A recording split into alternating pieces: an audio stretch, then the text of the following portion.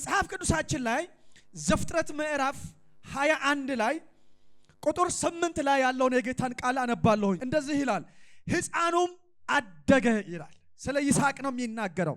ሕፃኑም አደገ ጡትንም ከመጥባት ተቋረጠ። አብርሃምም ይስሐቅን ጡት ባስጣለበት ቀን ትልቅ ግብዣ አደረገ ይላል። ልክ ይስሐቅ ጡት መጥባት ሲያቋርጥ ሲተው አብርሃም ታላቅ በዓል አደረገ። ልክ እንደዚህ ህዝብ ጠርቶ ጎረቤት ጠርቶ ዘመድ አዝማድ ጠርቶ ትልቅ ግብዣ ተደረገ። ግብዣው ምን በማስመልከት ነው? አንድ ነገር ነው። ከዛሬ ጀምሮ ልጄ ይስሐቅ ጡት አይጠባም፣ ሕፃንነት ቀረ። ከዚህ በኋላ በራሱ ምግብ መመገብ ጀመረ። አደገልኝ ልጄ፣ ጡት መጥባት አቆመ። ከዚህ በኋላ በራሱ ምግብ ይበላል፣ ምግብ መመገብ ጀምሯል፣ ጡት ትቷል፣ አድጓል ልጄ። ስለዚህ ከኔ ጋር ደስ ይበላችኋል። ምክንያቱስ ልጄ አደገ፣ ጡት ነበር፣ ከዚህ በኋላስ ምግብ ይበላል። ስለዚህ ልጄ ማስተዋል ስለጀመረ፣ ምግብ መመገብ ስለጀመረ፣ በራሱ መቆም ስለጀመረ፣ ስለዚህ ከኔ ጋር ደስ ይበላችሁ። እስከ ዛሬ በእኛ ላይ ሸክም ነበረ፣ የእናቱ ሸክም ነበረ። አሁን ግን ምግብ በራሱ ይበላል፣ ይቀርብለታል፣ ይበላል። አሁን ከዚህ በኋላ ሸክም መሆን ቀረ፣ የእናት ሸክም መሆን ቀረ፣ የአባ ሸክም መሆን ቀረ። ከዚህ በኋላ እንደሚገባው ይመገባል፣ እንደሚገባው ያድጋል። ስለዚህ ከኔ ጋር ደስ ይበላችኋል። ወዳጆቼ ይሄ ለትምህርታችን ተጽፏል። ዛሬም በቤተ ክርስቲያን ውስጥ ወዳጆች በመንፈሳዊ ሕይወታችሁ ስታድጉ በሰማይ ታላቅ ደስታ ይሆናል። የቤተ ክርስቲያን እድገት፣ የመሪዎች መሰጠት፣ የመሪዎች ትጋት ብቻ ይመስላችኋል ሰዎች፣ ግን አይደለም ወዳጆች። አንዳንድ ጊዜ መሪዎች ይገኙና ህዝቡ ደግሞ ያንን ሳያስተውል ይተላለፋል። ወዳጆች እግዚአብሔር አምላክ ያደጉ አማኞች፣ የበሰሉ አማኞች፣ ይሄ ስለ ቤተ ክርስቲያን እድገት ወይም ስለ እግዚአብሔር መንግስት ጉዳይ ብቻ አይደለም። በቤታችሁ ከጌታ ጋር ላላችሁ ህይወት፣ በቀጣይ በክርስትና ላላችሁ ጉዞ ይሄ መለኮታዊ እሳት የሚለው እውነት እንዲገባችሁ፣ የቤተ ክርስቲያን ሸክም እንዲገባችሁ፣ የወንጌል ተልእኮ ጉዳይ እንዲገባችሁ፣ በቤታችሁ በክርስትናችሁ በእግራችሁ እንድትቆሙ፣ ስር እንድትሰዱ፣ በአእምሮ እንድትበስሉ ማደግን እግዚአብሔር ይፈልጋል። በዚህ ኮንፈረንስ በዛሬው ቀን ነገም ደግሞ በሚበልጥ ክብር እግዚአብሔር ይመጣል። ይሄ በእሳት ነው የሚጠናቀቀው። ክብር ለኢየሱስ ይሁን። እሳት በሉ። ስለዚህ ወዳጆቼ እግዚአብሔር እንድናድግ ይፈልጋል። ሕፃንነት በመጽሐፍ ቅዱስ ውስጥ ወንጀል አይደለም። ልክ ዳግም ስንወለድ ሁላችንም አድገን አንወለድም፣ ሕፃናት ሆነን ነው የምንወለደው። ነገር ግን አሁን አንድ ልጅ ከተወለደ በኋላ 1 ዓመት፣ 3 ዓመት፣ 4 ዓመት፣ 10 ዓመት ሕፃን ሆኖ ቢኖር ለቤተሰብ ሸክም ነው። ሆስፒታል ይሄዳል። ለምን?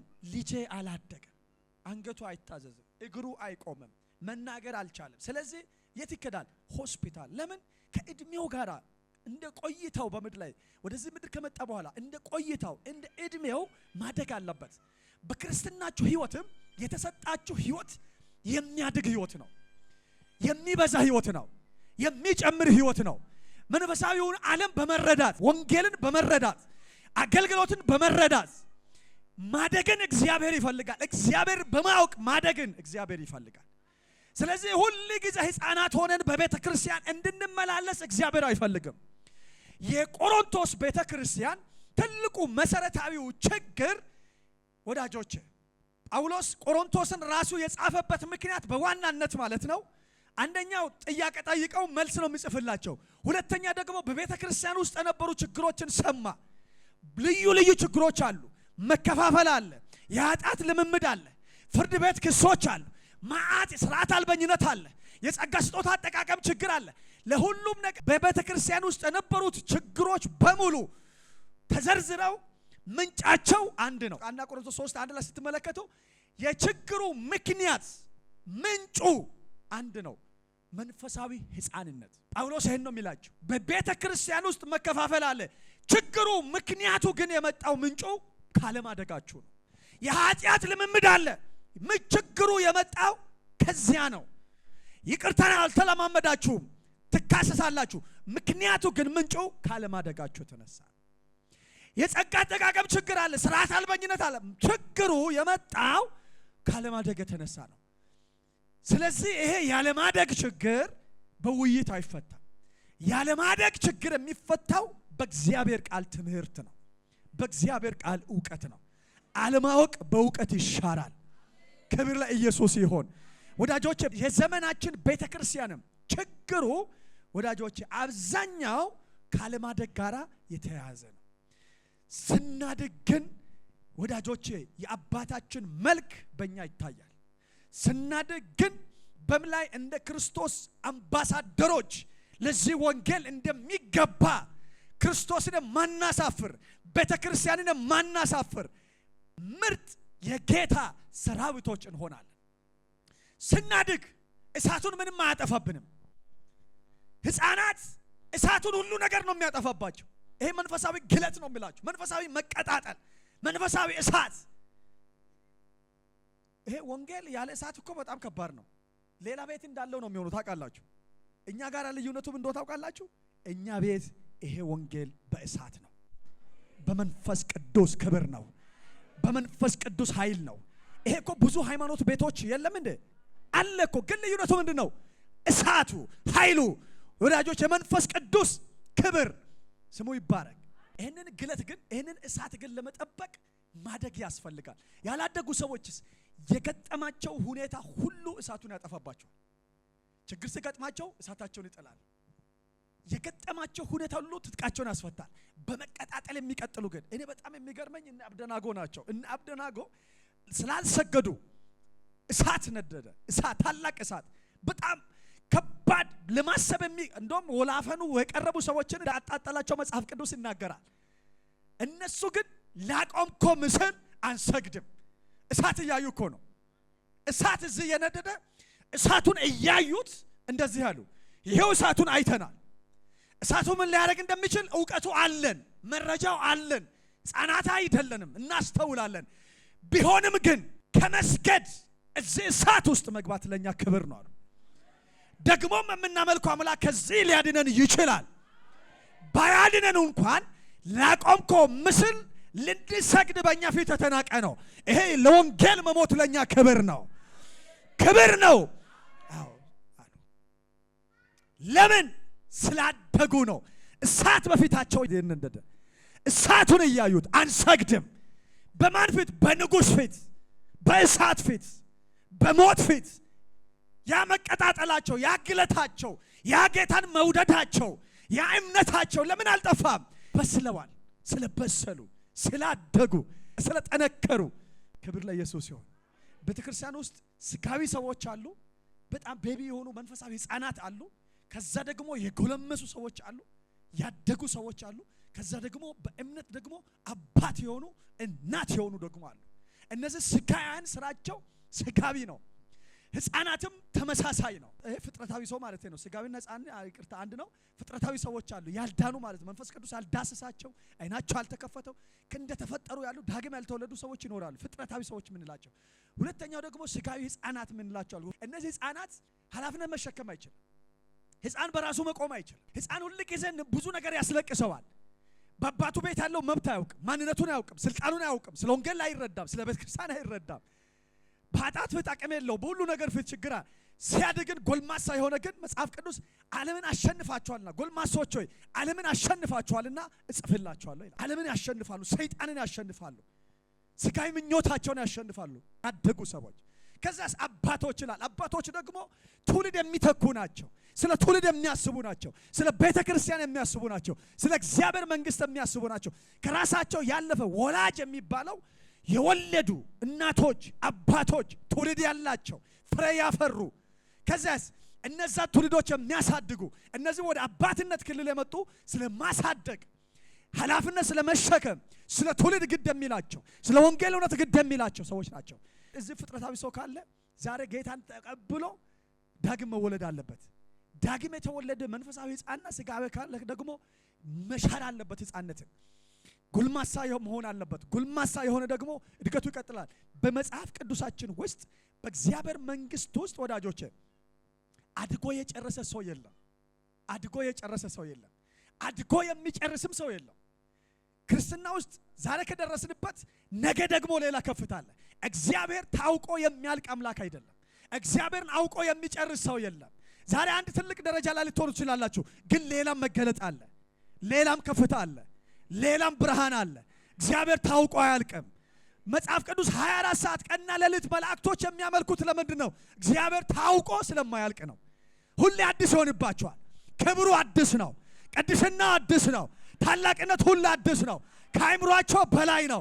ስለዚህ ዘምረው አይሰለቹም፣ ጸልየው አይሰለቹም። ወዳጆቼ ሁሉ ጊዜ በዚህ መቀጣጠል ውስጥ ለመቀጠል ወዳጆቼ ማደግ ነው። ክብር ለኢየሱስ ይሁን። ስለዚህ እግዚአብሔር አውቆ የጨረሰ ወይም የሚጨርስ ሰው የለው፣ አድጎ የሚጨርስ ሰው የለው። ሐዋርያ ጳውሎስ ገና እንዲያስኩት አልቆጥርም አለ። 3 ሰማይ ተነጥቆ ስንት መጽሐፍ ጽፎልን ስንት ቤተክርስቲያን ተክሎ፣ ነገር ግን አንድ ነገር አለ፣ ገና እንዲያስኩት አልቆጥርም፣ ገና የትንሣኤውን ኃይል እንዳውቅ እፈልጋለሁ አለ። ወዳጆቼ ክብር ለኢየሱስ ይሁን። መጽሐፍ ቅዱሳችን እንደዚህ ይላል። አንደኛ ቆሮንቶስ ምዕራፍ 14 ቁጥር 20 ላይ ይህን ቃል በደንብ አስተውሉ። ጌታ ኢየሱስ የተናገረውንም አንድ ቃል አነባለሁ።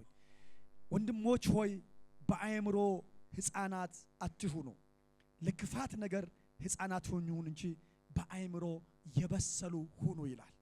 እዚህ ቦታ ሁለት አስገራሚ ነገር ይናገራል። ሁለት የተለያዩ ነገሮችን። አንደኛው የሚለው ምንድነው? ወንድሞች ሆይ በአእምሮ ሕፃናት አትሁኑ ይላል። ሕፃናት አትሁኑ። ከዛ ቀጥሎ ደግሞ ለክፋት ነገር ሕፃናት ሁኑ እንጂ ይላል። ሕፃናት አትሁኑ ብለው እንደ ሕፃናት ሁኑ ደግሞ ይለናል። ለመልካም ነገር ሕፃናት አትሁኑ። ለእግዚአብሔር መንግስት ምስጢር፣ ለወንጌል ጉዳይ፣ ስለ ሰማይ መገለጥ፣ ስለ ሰማይ ብርሃን ሕፃናት መሆን የለባችሁም። በሳሎች ሁኑ። በሳሎች የሚለውን ጳውሎስ አንደኛ ቆሮንቶስ 13:11 ላይ እዛው በሚቀጥለው ምዕራፍ ላይ ስትመለከቱ እንደዚህ ይላል። ልጅ ሳለው እንደ ልጅ እናገር ነበር፣ እንደ ልጅም አስብ ነበር፣ እንደ ልጅም እቆጥር ነበር። ጎልማሳ ሆኜ ግን የልጅነት ጠባይ ሽር ያለው ይላል። ልጅ ሳለው እንደ ልጅ እናገር ነበር። ንግግር ማለት ነው።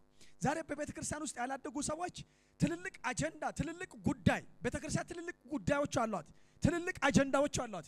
ዛሬ ኢትዮጵያ ቤተ ክርስቲያን እኮ ወደ ተልእኮ ለመምጣት ውስጥ ያለውን ችግር እንኳን ፈታ አልጨረሰችም። ውስጥ ያሉ ሰዎች የፈጠሩትን ችግር ፈታ አልጨረሰችም።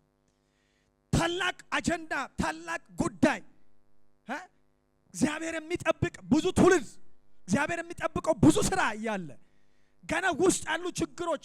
ወዳጆቼ እስቲ የችግር ምክንያት አልሆንም በሉን። እኔ የመፍትሄ አካል ነኝ በሉ።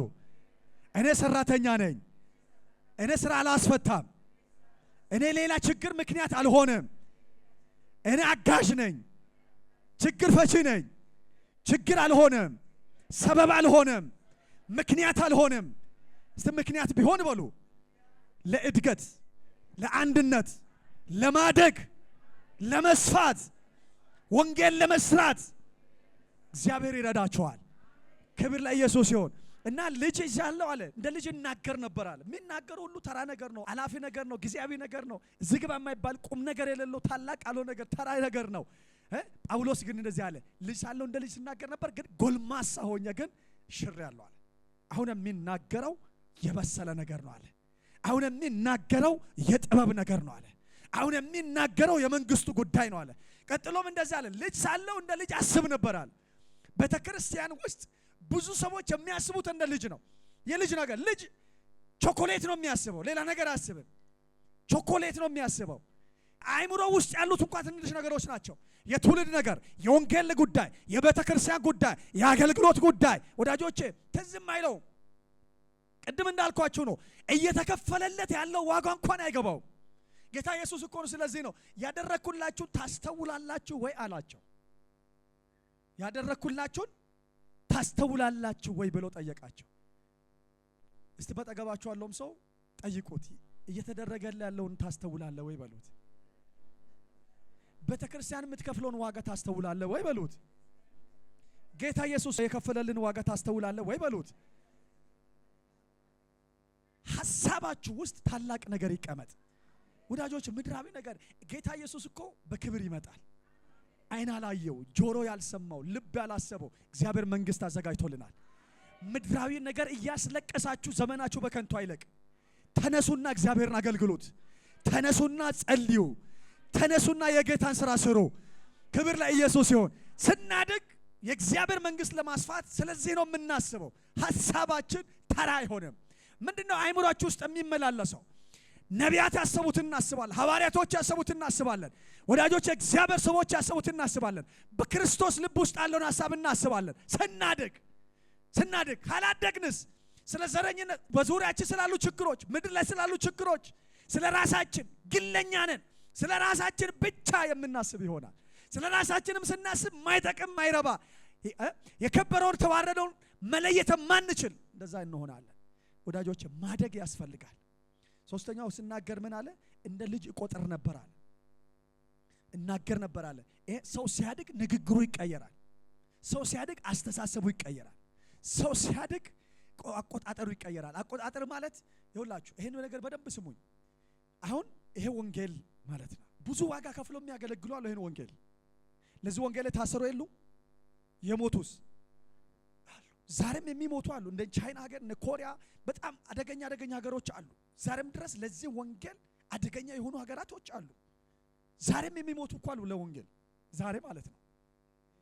ግን ደግሞ በዚህ ወንጌልስ የሚነግዱ የሉ፣ የሚሸቅጡ የሉ፣ ይሄን ወንጌል የሚያስነቅፉ የሉ። አሁን ምንድነው ልዩነቱ? ወንጌሉ ስንት ነው?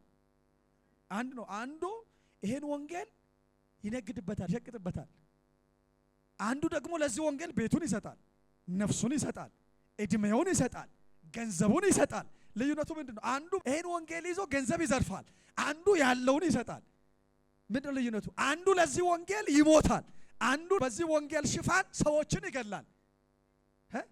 ሰዎችን ይገላል። ምንድነው ልዩነቱ ወዳጆች? አንዱ ለዚህ ሲኖር፣ አንዱ ይሄኛውን መኖሪያውን ያደርጋል፣ ይሁድ ነገር ያደርገዋል። አንዱ ለዚህ ወንጌል ነፍሱን ይሰጣል። ምንድነው ልዩነቱ? አቆጣጠር። ለዚህ ወንጌል የሰጠው ዋጋ። እኔ አሁን ዘማሪ አዲስዬ እጅግ የተባረከ የተወደደ ለምሳሌ ቆይ 100 ብር ላውጣና አሁን ይሄ እንደ ዶላር አስቡት። 100 ዶላር አሁን ወደ ስንት ብር አካባቢ ነው ሲዘረዘር? ወደ 17000 ደርሷል። ኤኒዌይ እሺ 15ም እንያዘው ችግር የለውም። አሁን 100 ዶላር ነው ብላችሁ አስቡ። ይሄን ስንት ነው? ይሄ በስምምነት ማለት ነው። ስንት ዶላር ነው? 100 ዶላር። ስለዚህ ስንት ብር እንደማለት ነው በኢትዮጵያ? 15000 ብር። አሁን 100 ዶላር ጥቅሙን ካወቀ አዲስዬ ይሄን ዶላር እንካ ይሄው ያዝ እስቲ፣ በኋላ እንደውም መባት ይሰጣል። አሁን ይሄ 100 ዶላር ነው አይደል? በ10 ብር ቀይርልኝ ብለው ይቀይራል? ይስቅብኛል። ምን ሆናል? ያማል እንደ ምንድነው ችግር ብሎ ይስቅብኛል። አይስቅም? ለምን ነው የሚስቀው? ዶላሩ ምን ስላለ? ይሄን እንዴት አወቀ? አቆጣጠሩ ዋጋውን ያውቀዋል። የዶላሩን ዋጋ ያውቀዋል። የዶላሩን ክብደት ያውቀዋል። የ10 ብርም ተራነት ያውቀዋል። 10 ብር ዋጋ የለውም፣ ትንሽ ብር ነው፣ ጠቃሚ አይደለም። ይሄ ሁለቱም አንድ ሊሆኑ ይችላሉ። ይሄም 10 ብሩም አንድ ነው፣ ይሄም አንድ ነው ቁጥር ማለት ነው። ነገር ግን 100 ዶላርን በ10 ብር የማይለውጠው አቆጣጠሩ ዋጋውን ያውቃል። እስቲ ዋጋውን ያውቃል በሉ። አሁን ይኸውላችሁ የወንጌል ዋጋ ያወቀ ይሄንን በተራ ነገር አይቀየርም። ይሄ ለኔ ዶላር በ10 ብር አይቀየርም። የከበረ ነገር በተራ ነገር፣ ዘላለማዊው በጊዜያዊው አይቀየርም። የከበረው በተዋረደው አይቀየርም። ሰማያዊው በምድራዊው አይቀየርም። መንፈሳዊው በስጋዊው አይቀየርም። የእግዚአብሔር ወንጌል በዚህ በተራ ነገር በጊዜያዊው ነገር አይቀየርም። ይሄ መቼ ነው የሚገባን? አቆጣጠር ሲቀየር የወንጌል ዋጋ ይገባናል። አሁን አገልግሎት ስናገለግል ዋጋው ይገባናል። በምድር ላይ እግዚአብሔርን ከማገልገል የሚበልጥ ክብር በዓለም ላይ የለም። ሰው ባለስልጣን ሊሆን ይችላል። ሰው ባለጠጋም ሊሆን ይችላል። ሰው ምሁር ሊሆን ይችላል። ነገር ግን ይሄን ወንጌል እንደማገልገል ቤት ማጽዳት ሊሆን ይችላል። እግዚአብሔርን እንደማገልገል የከበረ ነገር በምድር ላይ የለም። ቤት የሚያጸዳ ሰው ሀገር ከሚያስተዳድር የበለጠ ክብር አለው። እግዚአብሔርን ማገልገል ስለሆነ፣ ጌታን ማገልገል ስለሆነ ይሄ ዋጋው የሚገባችሁ። ይሄ ምድራዊ መንግስት ነው እያገለገለ ያለው ባለስልጣኑ። እኔ ሰማያዊ መንግስት ነው የማገለግለው። የማያልፍ ፓርላማ የማጸድቀው ፓርላማ የማይሽረው መንግስት ቀየር የማይቀየር ለምን ምድር ላይ የሚሽረውም የለም የሚያጸድቀውም የለም። ይሄ አገልግሎት ሰማያዊ ነው። ጌታን አገልግል። አሁን ለምሳሌ ቤት ብትሰራ ይፈርሳል፣ ጫማ ብትገዛ ያልቃል፣ ልብስ እዚህ ቅድም የሰጣችሁት መባ ግን በሰማይ ተመዝግቧል።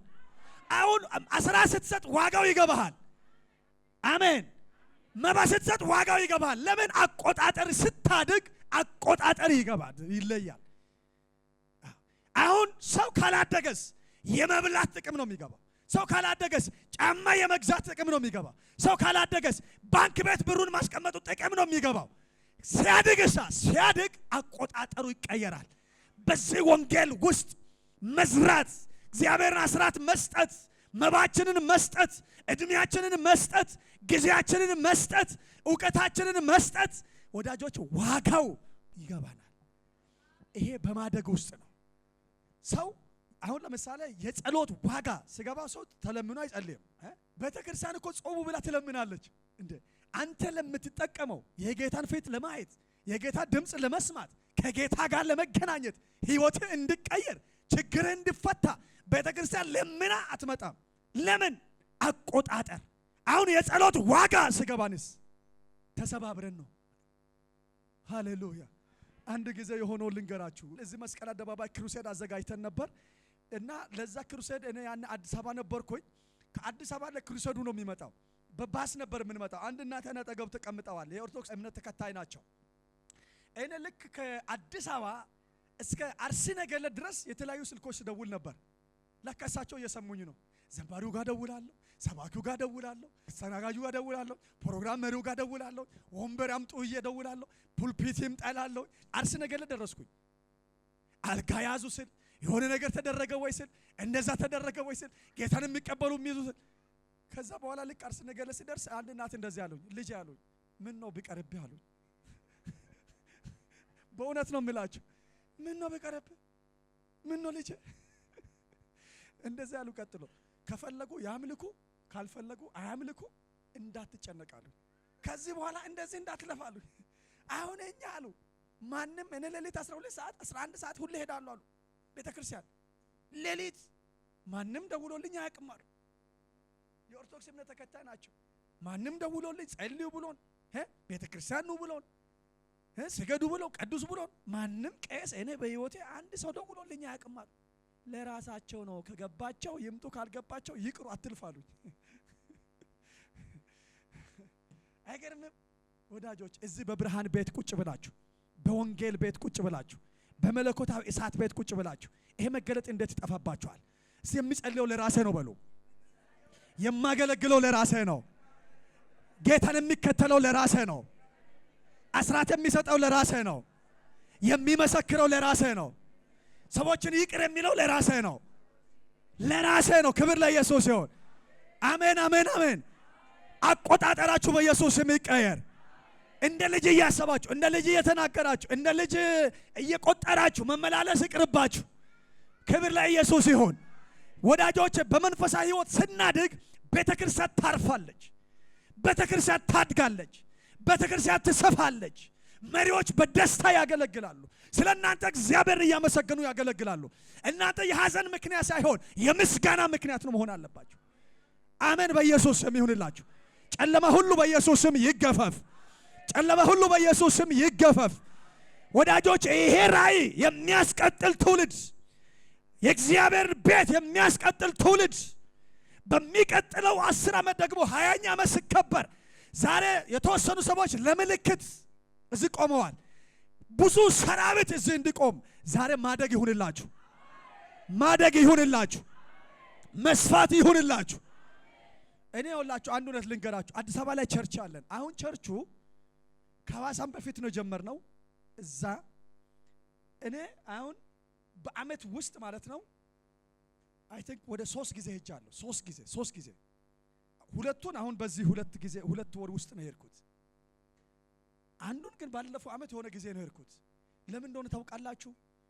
ልክ እንደነ ሆነው ከእኔም በላይ ሆነው ለቤተ ክርስቲያን የሚኖሩ ሰዎች አሉ። የገባቸው እኔ ለማን ዋጋ እየከፈልኩ እንደሆነ ገብቷቸዋል። እነሱም ልክ እንደነው ስለተረዱ የእግዚአብሔር ቤት ጉዳይ እንደነው ስለተረዱ እኔ መሄድ አያስፈልገኝም። ፓስተር ዘላለም ይባላል። ፓስተር እሊነት ትባላለች። ሌሎችም የተባረኩ ሰዎች አሉ። ስለዚህ እኔ እዛ መሄድ ግዴታ አይደለም። ለምን በስለዋል፣ አድገዋል፣ የእግዚአብሔር ቤት ኃላፊነት መሸከም ይችላሉ። እኔም ማስበውን ከኔ በተሻለ ስለማደግ ስለመስፋት ይችላሉ። ለምን የአባታቸው ቤት ጉዳይ ነው። ስናደግ የፓስተር ጉዳይ አይመስለንም። ስናደግ የአንድ የሁለት ሰው ጉዳይ አይመስለንም። ስናደግ የእግዚአብሔር መንግስት ጉዳይ እንደሆነ ይገባናል። ያነ ቤተክርስቲያን ትሰፋለች፣ ያነ ቤተክርስቲያን ታድጋለች፣ ያነ በአንተ ቤት ምስጋና ይሆናል። ስታድግ የሚያስጨንቅ ይሆንላችሁ። ያደጉ ሰዎች በምድረ በዳ ይዘምራሉ። ሰይጣን ቀንና ሌሊት አያስለቅሳቸውም፣ ሁኔታ አያስለቅሳቸውም። ያደጉ ሰዎች ባዶ ቤት ይዘምራሉ። የእልልታ ድምፅ ይሰማል ቤታቸው። ሰይጣን ግራ ይጋባል። እንዴ ሳይ ኪሱ ባዶ ነው፣ ሳይ ቤቱ ባዶ ነው፣ ሳይ ክራይ የለውም። ምንድነው የሚያዘምራት? ምንድነው የሚያዘልላት? ሰይጣን ግራ ይገባዋል።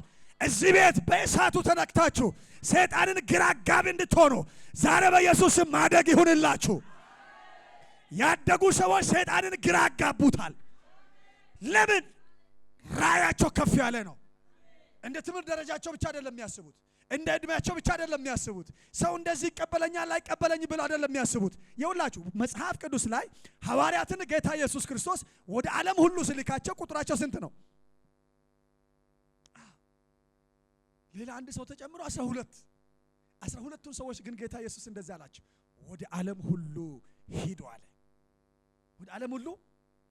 አዎ አሁን እዚህ ያለን ሁላችንም ይህችን ቤተክርስቲያን ለማቆም አንድ ልብ፣ አንድ መንፈስ፣ ቀኝ እጃችንን ሁላችን ብንሰጥ ትልቅ ስራ እንሰራለን። ግን ዓለምን ሁሉ ለመድረስ ታማኝ የሆኑ የተረዱ ሰዎች 12 ሰዎች ዛሬ ውስጣችሁ ቁጭት ይፈጠር። የዓላማ አንድነት፣ የልብ አንድነት፣ የመንፈስ አንድነት እዚህ ካለ ታላቅ ስራ ይሰራል። ጌታ ኢየሱስ እንደዚህ አላቸው፣ እነዚህን ሰዎች ወደ ዓለም ሁሉ ሂዱ አላቸው። በቁጥር ጥቂት ናቸው፣ በእውቀት በጣም የታወቁ ሰዎች አይደሉም። ጌታ ኢየሱስ ገንዘብ አከማችቶ በዚህ ገንዘብ አላላቸው። የተለያየ ቋንቋ ችሎታ የላቸውም። ከዛ አካባቢ ከሰፈር ወጥቶ የሚያውቁ አይደሉም። በቁጥር ጥቂት የሆኑ በእውቀት ገና የሆኑ ዝና ያልነበራቸው ገንዘብ ያልነበራቸው ሰዎች ጌታ ኢየሱስ ጠርቶ ተቀባይነት ታዋቂነት ያልነበራቸው ሰዎች ጠርቶ እንደዚህ አላቸው፣ ይህንን ወንጌል ወደ ዓለም ሁሉ ይዛችሁ ሂዱ አላቸው። በእናንተ እስከ ምድር ዳርቻ ድረስ የኔ መንግስት ይሰፋል አላቸው። እንዴት አሉት? እንዴት ስሉ በእሳቱ አላቸው። እንዴት? በእሳቱ። በእናንተ ላይ መንፈስ ቅዱስ ይመጣል፣ ኃይልን ትቀበላላችሁ። ከዚያ ካላችሁበት ሰፈር ጀምራችሁ እስከ ምድር ዳርቻ ድረስ አዋጅ ነጋሪዎች ትሆናላችሁ፣ ምስክሮች ትሆናላችሁ አለ። በምን ሂሳብ? በእሳቱ። ሃሌሉያ! እሳት በሉ ባካችሁ። ይሄ ያደጉ ሰዎች የእሳት ዋጋ ይረዳሉ፣ የእሳት አስፈላጊነት ይረዳሉ። ስለዚህ ሲወጡም ሲገቡም እንደዚህ ይላሉ፣ እሳት እሳት እሳት እሳት እሳት። እስቲ ይሄን ቃል ተናገሩ እንደገና፣ እሳት በሉ። ከዚህ ቤት የሚወጣው እሳት ለቤተ ክርስቲያን ለሌሎች አብያተ ክርስቲያናት ሁሉ የመነቃቃት ምክንያት ይሆናል። እንዚህ እሳት በሉ እናንተ ብቻ። እዚህ ቤት የሚነደው እሳት ለአብያተ ክርስቲያናት ታድሶ ምክንያት ይሆናል፣ ለሌሎች መነቃቃት ምክንያት ይሆናል፣ ለብዙ ትውልድ ገለባ እንዲበላ ወዳጆች ምክንያት ይሆናል። በምድር ላይ ያለው ገለባ፣ በአየሩ ላይ ያለው ገለባ በኢየሱስም ከዚህ ቤት ከሚነደው እሳት ተነሳ ይቃጠላል። ያዛ ሐዋርያት 2 ላይ እኮ የነደደው እሳት እኛ ጋር ደርሷል፣ እስከ ዛሬ ደርሷል። በቁጥር 12 ናቸው እና እኛ እዚህ ቤት ያላችሁት ከ12 ትበልጣላችሁ። አሁን የሚያስፈልገው አንድ ነገር ብቻ ነው፣ እሳት። የእሳቱን አስፈላጊነት የሚረዱ ደግሞ ያደጉ ሰዎች ናቸው። ቅድም ዶላሩ ዋጋ አለ አይደል? ያደጉ ሰዎች፣ የበሰሉ ሰዎች ወዳጆቼ፣ በክብሩ ውስጥ ጥያቄያችሁ መልስ እዛ ውስጥ አለ። በእሳቱ ውስጥ ጥያቄያችሁ እዛ ውስጥ አለ፣ መልሱ ማለት ነው። ወዳጆቼ ስሙ ይባረክ። ይሄ ያደጉ ሰዎች እሳት ይላሉ። እሳት የሚሉ ሰዎች ደግሞ ድንዛዜ አያገኛቸው፣ አዝም አያገኛቸው። አዎ እንቅልፍ አይላቸው፣ ድካም አይላቸው። ኃያላን ናቸው፣ የተቀጣጠሉ ናቸው፣ የጋሉ ናቸው። ለመጸለይ፣ ቃል ለማንበብ፣ ለመመስከር፣ ቤተክርስቲያን ለመምጣት፣ አስራት ለመስጠት ወዳጆቼ ህብረት ለማድረግ የተቀጣጠሉ ናቸው። እነማን? ያደጉ ሰዎች። ዛሬ ጌታ ስታድግ ይጠቀምብሃለሁ ይላል። ገላትያ 4 ላይ ያለውን ልናገርና ልጨርስ። ገላትያ 4:1 ላይ ያለውን ቃል ተመልከቱ። ከምዕራፍ 3 ጋር የተያያዘ ነው። እንደዚህ ይላል።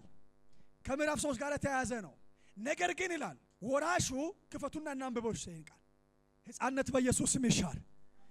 10 ዓመት ቸርች ውስጥ ቁጭ ብለ 15 ዓመት ቸርች ውስጥ ቁጭ ብለ ወዳጆቼ ምንም መንፈሳዊ ነገር የማይገባን አገልግሎት የማይገባችሁ ጸሎት የማይገባን ህብረት ማድረግ አስፈላጊነት የማይገባን የቤተ ክርስቲያን ኃላፊነት የማይገባን የወንጌል ጉዳይ የማይገባን የትውልዱ ጉዳይ የማይገባን እግዚአብሔር መንግስት ነገር የማይገባን ከራሳችን ከጨውና ከበርበሬ ያለፈ ሐሳብና ህልም የሌለን ብናለቅስ ስለ ጨው ወዳጆች እስከ መቼ ድረስ ይሆናል? ዛሬ እይታችሁ በኢየሱስ ስም ይቀየራል። እዛ ቦታ እንደዚህ ይላል። ነገር ግን ይላል ወራሹ ሕፃን ሆኖ ባለበት ዘመን ሁሉ ምንም የሁሉ ጌታ ቢሆን ከቶ ከባሪያ አይለይም ይላል። አባቱ እስከ ቀጠረለት ቀን ድረስ ወራሽ ነው። በማንነቱ ወራሽ ነው። ግን ስላላደገ ሕፃኑ እስኪያድግ ድረስ ይላል አባቱ ይጠብቀዋል። አደራ ለመስጠት ኃላፊነት ለመስጠት ነፃ ለማውጣት ለማስወረስ ይጠብቀዋል። ወዳጆች ሰው ካላደገ እግዚአብሔር በቃሉ የተናገረለትን ተስፋ አይወርስም። ሰው ካላደገ የሰይጣን ጥቃት ሰለባ ይሆናል። ሰው ካላደገ እድሜውን ጊዜውን በአግባቡ አይጠቀምም። ሰው ካላደገ ወዳጆቼ በመንፈሳዊ ህይወቱና አገልግሎቱ ፍሬ ሊያፈራ አይችልም። ሰው ካላደገ አምላኩን እግዚአብሔርን ደስ ሊያሰኝ አይችልም። ሰው ካላደገ ሰላምና ደስታ የሞላበትን ህይወት ሊኖር አይችልም። ሰው ካላደገ በወጀብና በማዕበል ጸንቶ በፈተና በመከራ ውስጥ ጸንቶ ራእዩን ማስቀጠል አገልግሎቱን ማስቀጠል አይችልም። አንድ ነገር ልንበላችሁ። መጽሐፍ ቅዱስ ውስጥ ሁለት ሴት ባሎቻቸው ሞተዋል። በጣም ነው የሚገርሙኝ። ባሎቻቸው ሞቶ እናታቸው አማች እንደዚህ ያለች ልጆች ያለች እኔ አሁን ያሉኝ ልጆች ሁለት ናቸው። ሁለቱም ምን ብለዋል? ሞተዋል። እግዚአብሔር አስመርሮኛል። እንጀራ ፍለጋ መጣው፣ ልጆችንም ማጣው፣ ባል የለኝ፣ ሁሉ ነገር አጥቻለሁ። አሁን ከዚህ በኋላ ደግሞ የማግባትም ሐሳብ የለኝም። አሁን ባገባ እንኳን ወልጄ አድገው ለእናንተ ባል ሊሆኑ አይችሉም። ስለዚህ ተመለሱ አለ። አንዷ እንደዚህ አለች፣ እኔ እኮ ባል ፍለጋ አይደለም አንቺን የሚከተልሽ፣ አንቺ የቃል ኪዳን ሴት ነሽ፣ እስራኤላዊ ነሽ፣ አምላክ አለሽ፣ የሚያድን አምላክ፣ የቃል ኪዳን ሰው ነሽ። ስለዚህ አለ አምላክሽ አምላክ ይሆናል። በምትሞችበት ምድር እሞታለሁ፣ ብትራብ እራባለሁ፣ ብትጠም እጠማለሁ፣ ብትከብር እከብራለሁ እንጂ ፈጽሞ አልመለስም አለች። ወዳጆች አንዳንድ ሰዎች ግን አሉ ስትዋረጂ አብሬ እዋረዳለሁ፣ መንገድ አልቀይርም፣ አቋም አለኝ፣ አቋም አለኝ፣ ቃል ኪዳን አለኝ። ልክ ዳዊት ጋራ የነበረው የሳኦል ልጅ ታስታውሳላችሁ? ማን ነበር ስሙ? ዮናታን። ዮናታን ዳዊት አባቱ እያሳደደው ግን አንድ የሆነ ነገር የበራለት ነገር አለ፣ እግዚአብሔር ከእርሱ ጋር እንደሆነ። ስለዚህ አባቱ እንኳን እያሳደደው ከዳዊት ጋር ይሆናል። አባቱ ሊገለው ይፈልጋል፣ ልጁ ያግዘዋል፣ ከእሱ ጋር ተጣብቋል። ለምን? አይኑ ተከፍቷል። የአቋም ሰው ነው። ሆ ሲባል አብሮ ሆ አይልም። የአቋም ሰው ስለሆነ አባተ ስስት እኔ ነው አልስትም፣ ከዚህ ሰው ጋር ይቆማለሁ አለ። እንደዚህ አይነት ጀግና ሰዎች እግዚአብሔር ያደርጋችሁ። ቤተ ክርስቲያንን አሰፋለሁ፣ ቤተ ክርስቲያንን አስቀጥላለሁ፣ ለቤተ ክርስቲያን አለሁላት፣ እማልዳለሁ፣ እጸልያለሁ፣ እጎበኛለሁ። ኢየሱስ ያድናል። አሁን ምን እያደረኩ እንደሆነ ታውቃላችሁ? የእግዚአብሔርን ቤተ ክርስቲያን እያጸናው ነው። የእግዚአብሔር መንግስት እያጸናው ነው። ሰይጣን ይህን ትምህርት ሲሰማ በጣም ነው የሚናደደው። ይህን እንድትሰሙ ራሱ አይፈልግም። ግን እንደዛች ሴት በምትሞችበት ሞታለሁ የሚሉ እነማን ናቸው ሲባል በሳል የሆኑ ሰዎች፣ በመጣው ንፋስ ሁሉ የማይወሰዱ ሰዎች፣ አርቀው የሚያዩ ሰዎች፣ ለወንጌል ጉዳይ የገባቸው፣ ቤተ ክርስቲያን ጉዳይ የገባቸው፣ የእግዚአብሔር መንግስት ጉዳይ የገባቸው ሰዎች ይቀጥላሉ። ወዳጆች ይሄዳሉ፣ ትውልድ ያመጣሉ፣ በቤታቸው ይቃትታሉ፣ ይማልዳሉ። ኢየሱስ ያድናል። ይሄ የእግዚአብሔር መንግስት ጉዳይ የሚያንገበግባችሁ ሰራዊት እግዚአብሔር ያደርጋችሁ። የሚቀጥሉት 10 ዓመታት የማበብ ዓመታት እንዲሆኑ፣ የማፍራት ዓመታት እንዲሆኑ፣ የመድመቅ ዓመታት እንዲሆኑ፣ ወርቃማ ዓመታቶች እንዲሆኑ፣ ከሞት በስተቀር የሚለየኝ የለም። ጌታዬን በሙሉ ልብ አገለግለዋለሁ። ብዙ ሰዎች ቁጭ ብሏል፣ ልቡ የለም። አንድ ሰው አዲስ አበባ አምባሳደር አለ። ስንት አባላት አሉ ስለው የጋራ እኮ ነው የሚመኑ አለ። የጋራ ነው። ሁሉም ጋር ይሄዳሉ። እዛም የኔ ነው ብሎ መዝግቧል። እዛም ደግሞ የኔ ነው ብሎ መዝግቧል። 10 ቦታ ተመዝግቧል። እኔ የኔ ነው ላለው እንትና እንጣላለን አለ ካፌ ቁጭ ብለን እከለ እኮ ነው እኔ ጋር ነው እኔ ጋር ነው። እዛም እዚህም ተመዝግቧል። ልባችሁ እዚህ ይተከል። አሜን ነው ወይ? ይጽና አንድ ቦታ በሙሉ ልብ በሙሉ ሐሳብ። ለምን በእድሜያችሁ ላይ ትቀልዳላችሁ? የማገልገል ዘመን ይሁንላችሁ። ክርስትናን የምር አድርጉት። ቤተክርስቲያን እኮ ትልቅ ጉዳይ ነው። ትልቅ የእግዚአብሔር ተቋም ነው። ልባችሁ ይተከል። እግራችሁ ስር ይስደድ። ማደግ በኢየሱስ ይሁንላችሁ። እንደ ሕፃናት ታስቡ። እንደ ሕፃናት ትናገሩ። እንደ ሕፃናት ትቁጠሩ። ሕፃናት አትሁኑ። መጽሐፍ ቅዱስ እንደዚህ ይላል፣ ከዚህ በኋላ ሕፃናት መሆን አይገባንም ይላል። መቆጨት እኮ አለባችሁ። ኖ ከዚህ በኋላ መቆም አለብኝ፣ ማየት አለብኝ፣ ማደግ አለብኝ። ልክ አሜሪካ ላይ አንድ በጣም የታወቀ ሰው አለ እና አሜሪካ እንድታድግ ትፈልጋላችሁ አለ። የረጅም ዘመን ታሪክ ነው። አሜሪካ እንድታድግ የምትፈልጉ ከሆነ አንድ ነገር በሉ አለ። እኔ ለአሜሪካ ምን አደረገችልኝ ሳይሆን እኔ ለአሜሪካ ምን አደረግኩላት በሉ አለ። አልተጎበኘውም ብሎ እኮ ከቸርች የሚጠፋ ብዙ ሰው አለ ወዳጆች። እኔ ግን ለቤተ ክርስቲያን ምን አደረግኩላት፣ የሚገባውን ገና አላደረኩም የሚሉ ኃያላኖች በዚህ ቤት ይነሱ፣ በኢየሱስም ይነሱ። አሁን እዛ ሞኖፖል ነው አለ ነው። እዛ ወደዚህ እንመጣዋለን። እዚህ ያለው ይሄ ሰዓቱ ከዚህ ይሄዳል። ከተማው ይጸዳል። እዚህ ኃያላን ከተነሱ የገባቸው ኃያላን የበሰሉ ሕፃናት አልሆኑ ዝም ብሎ ሁሉ ነገር የማያስለቅሳቸው ፓስተር ፊቱ ጠቆረ ብለው የማያለቅሱ ለቅሶ አልተደረሰም አልተጎበኘው ብሎ የማያለቅሱ ቸርች ለመቃኝ የሆነ ነገር የማይሉ ማገልገል አለብኝ፣ ጌታዬን ማገልገል አለብኝ፣ ለወንጌል መሮጥ አለብኝ፣ ዘመንን መጠቀም አለብኝ፣ ጊዜን መጠቀም አለብኝ የሚሉ እነዚህ ሰዎች ዲያብሎስን ስራ ያፈርሳሉ። እዚህ አካባቢ ላይ እሳት ይንደድ፣ የጨለማ መንግስት ይናወጥ፣ በኢየሱስ የጨለማ መንግስት ይናወጥ። እኔ ስንመጣም ለና አዲስ እያወራው ነበር። እንዴት ነፍሴ እንደረካች ልነግራችሁ አልችልም። በእውነት እዚህ ሰፈር ይሄ ቸርች ስላለ እኔ እዛኛው መስሎኝ ነበር ጭንቅላቴ ውስጥ የነበረው እዛ ነው ልመጣም የነበረው እና መንገዱን እያየው ሲመጣ በቃ እግዚአብሔር እዚህ በእውነት መንግስቱ ስላለ እግዚአብሔር ረድቶሻል። በሰማይ እንደ ታላቅ ደስታ ይሆናል መሰለሽ እዚህ ይሄ ቸርች ስላለ። ክብር ለኢየሱስ ይሁን። በእውነት ነው የምላችሁ። እግዚአብሔር የተመሰገነ ይሁን። ወዳጆች የሆነ ቦታማ ብዙዎች እኮ ይፈልጋሉ። ነገር ግን ወንጌል የሚሰራበት ቦታ ደግሞ እዚህ ኃያላን ይነሱ። እሳቱ በኢየሱስም ይቀጣጣል። ይሄ እሳት እንደሌላ ሰው ይቀይራቸዋል። ሳኦልን ምን አገኘው አሉ። ምንድነው ያገኘው ሳኦል? እንደ ከነቢያት ወገን ነው እንዳሉ ምንድነው ያገኘው? ያገኘው እሳቱ ነው። እሳቱ ሲያገኝ ተራ ሰው ነብይ ያደርጋል። እሳቱ ሲያደርግ ተራ ሰው ክቡር ያደርጋል። እሳቱ ሲያደርግ ፈሪ የነበረው ጀግና ያደርጋል። እሳቱ ሲያገኝ የእንቅልፋም የነበረው ሰው እሳት ያደርጋል። እሳቱ ሲያገኝ የታሰረ ሰው ይፈታል። እሳቱ ሲያገኝ ወዳጆች እነዛ ወንዶቹ በራቸው ዘግተው ፈርተው ተቀምጠው ሴቶቹ እስከ መቃብር ሄዱ። እኔ ሁሌ ይገርመኛል። እኔ ቸርችም ሳስተምር የመጀመሪያ አዋጅ ነጋሪዎች ሴቶች ናቸው ብዬ ነው ማስተምረው። ሌሎቹ እኮ ፈርተው ደጅ ዘግተው በሩ ላይ ቆመዋል። ሴቶቹ ግን እስከ መቃብር መነሳቱን መጥተው ለሐዋርያቶቹ ቤታቸው ዘግተው ተቀምጠው ላሉ ሰዎች ለወንዶቹ መጥተው ኢየሱስ ተነስቷል አሉ። ኢየሱስ ምን ብሏል? መቃብሩ ባዶ ነው፣ ሄደን አይተናል። አረ እንዴት ሄዳችሁ? እኛ በር ዘግተን። እሳቱ ሲመጣ እንዲህ ነው። ወንድ የለም ሴት የለም። እሳቱ ሲመጣ ይቀይራል። ጴጥሮስ ትላንትና ፈሪ ነበር። በአንድ ሴት ፊት ቆመ ካደ። እሳቱ ሲመጣ ግን በነገስታቶች ፊት ቆሞ እንደዚህ አለ፣ እናንተ የሰቀላችሁት ሃሌሉያ እርሱ አዳኝ ነው። በኢየሱስም እሳቱ ያገኛችሁ። አይምሮ ውስጥ የተቀመጠ ቆሻሻ ሁሉ ይጠረግ። የሕፃን አስተሳሰብ፣ የሕፃን አመለካከት፣ የሕፃን አቆጣጠር፣ የሕፃን ንግግር፣ የሕፃን እይታ፣ የሕፃን ምልልስ ከአይምሮአችሁ በኢየሱስም ይሻር። ይህ ሕፃንነት ለትዳራችሁ ጠንቅ ነው። ይህ ሕፃንነት ለኑሯችሁ ጠንቅ ነው። ይህ ሕፃንነት ለአገልግሎታችሁ ጠንቅ ነው። ይህ ሕፃንነት ለክርስትናችሁ ጠንቅ ነው። ይህ ሕፃንነት ለሕይወታችሁ ጠንቅ ነው። ሕፃንነታችሁ ለቤተ ክርስቲያን ጉዳት ነው። ወዳጆቼ መፍትሄው አንድ ነገር ብቻ ነው፣ ማደግ። የማደግ ቀን ነው። የማደግ ጉዞ የምትጀምሩበት ቀን ነው። በዚህ መረዳት ከሆናችሁ ነገ ከባድ እሳት ይመጣል። ስለተስተካከለ አዎ ማደግ አለብኝ።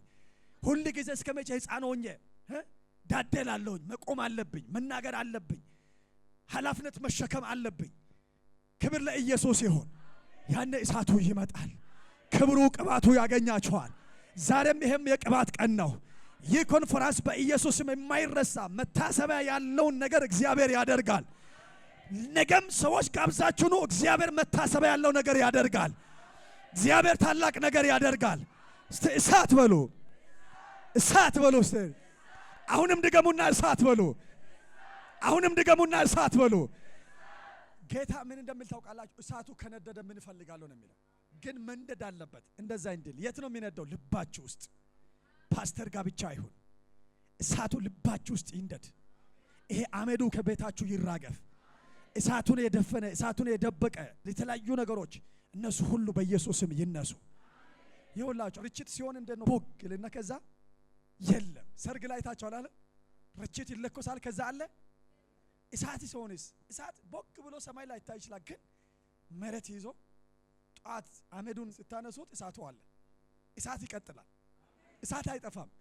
ርችት ለሰከንድ ነው፣ ግርግር ነው፣ ትንሽ ድምቅ የሆነ አቴንሽን ይይዛል። ግን ከዛ በኋላ የለም። እሳቱ ግን ይቀጥላል። አመታት ተሻግሮ ይቀጥላል። የጨለማን መንግስት እያፈረሰ ይቀጥላል። ቤታችሁ ርችት ሳይሆን እሳት ይቀጣጠል። እሳቱ ቀንና ሌሊት አይጥፋ። ለዚህ ደግሞ ማደግ ያስፈልጋል። በኢየሱስም አይናችሁ ይከፈት። ሃሌሉያ።